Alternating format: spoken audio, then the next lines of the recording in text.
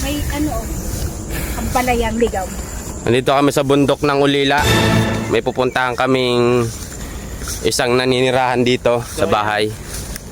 Yan, nagdala kami ng kaunting tulong. Ayan.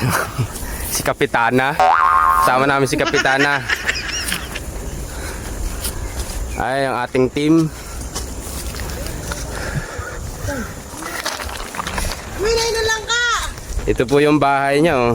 Ayun, sa taas. Ito yung bahay niya. Oh, Grabe. gugulayin natin. Ayun. Bahay ito ng isang bata, naninirahan daw dito. Ito nga po pala siya. Hayop! Yan po yung batang naninirahan dito. Yan. May nakatugon sa atin kaya Si Dagul. Ano ba? pangalan niya po ay si Dagul. Matagal na siya dito, hindi siya kumakain pero nakapagtataka, tumataba pa rin. Malusog pa rin. Malusog siya kahit hindi siya kumakain. May sako naman Malusog pa rin. Hanap ka ng sako. Oh, may dala na nga. Tungkod ko lang na tago. Nakakahapong makyat.